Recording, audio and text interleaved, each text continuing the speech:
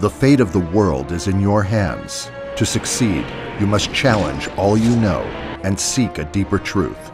At your command is a living, breathing war machine that can set ablaze your enemies or devour them whole. You are the hero as part of a Top Gun squadron of Dragon Riders who is protecting one of the two civilizations and is pretty much fighting in a war against the other civilization. So you've got lots of stuff going on in the air, on the ground, and it's very much comparable to the Top Gun nowadays, to guys in really fast jets.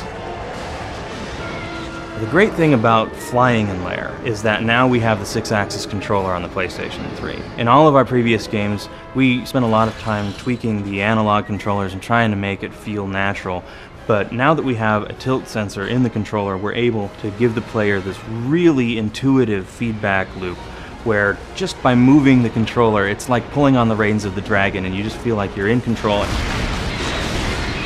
We got the controller, it's great, new hardware, everyone huddles around the desk and looks at it. So the first thing we did is just take the controller and use the tilt as a replacement for the joystick, left-right.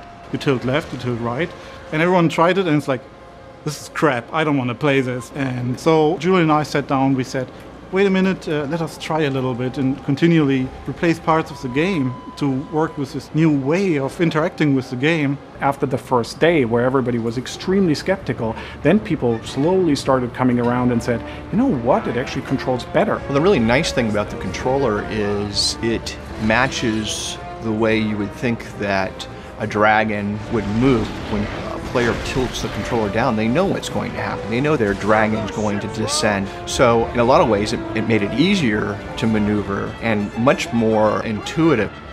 And as with everything, you must learn to master the beast until you fight as one. We've now developed an obstacle course which allows players to just play around and experiment and see how the controller works and how it controls the dragon.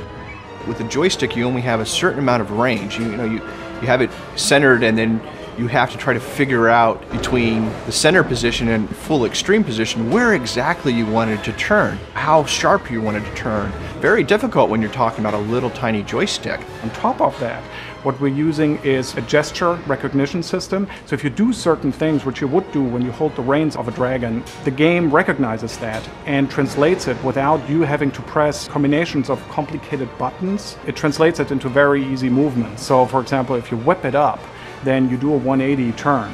If you slam your pad down, you dash forward with a dragon. When you're on the ground, it's the same thing. You're in there, and just by jerking the controller to the right, the dragon will take his arms and he'll swipe at the enemy. It's very intuitive, and it's really fun.